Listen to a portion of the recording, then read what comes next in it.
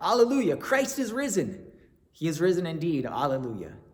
It's so great to share these words with you as we just celebrated Easter on Sunday, and here we are in this week after Easter. And it's only fitting that we celebrated Easter Sunday, celebrating the empty tomb that Jesus is risen from the dead in an empty sanctuary, which is a little bit different than we've ever experienced before. And, well, that sanctuary still is empty today. It's still waiting for you all in person to join us again in worship. And we really look forward to that day. We look forward to celebrating the resurrected Christ with all of you. And we certainly know that there are people that don't believe Jesus is risen from the dead. There are many doubters even in our world today. And when we look back to the writers, the gospel writers, to Paul writing, we know that Jesus appeared to many different people at many different times. He appeared to the women. He appeared to the disciples. He appeared to more than 500 people at one time. And at the time of their writing, many of those people were still alive, who would have been able to tell you that they had in fact seen Jesus risen from the dead.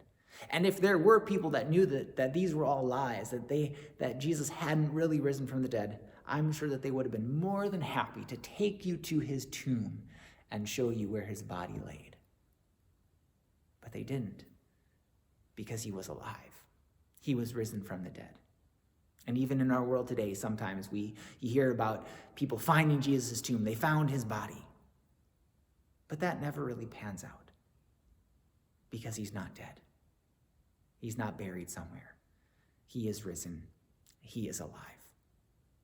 And when we talk about believing this, we sometimes describe faith as believing without seeing.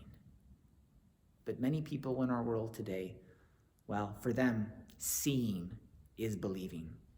They'll only believe it if they can see it. And that takes us to the gospel reading for this coming Sunday. That's from John chapter 20. And this is the story of Thomas. Thomas, who wasn't there when Jesus appeared to the disciples the first time. And so when Thomas hears this, he says, I'll only believe in Jesus, that he's risen from the dead, if I can grab a hold of him, if I can, touch, his hands where the nails were, if I can touch his side where the spear was. That's when I'll believe. By the way, I have a theory as to where Thomas was during that first appearance, but you'll have to tune in Sunday to find out what that is. When we think about Thomas being able to grab hold of Jesus, we know that we really can't do that like he could back then. But we still can receive Jesus' body and his blood in his supper. And even though we are not able to gather together in person in large groups, we still can receive his body and his blood. But what I really look forward to is that first time when we are able to gather together as one big body, one church, and celebrate and share this meal, all of us together at the same time.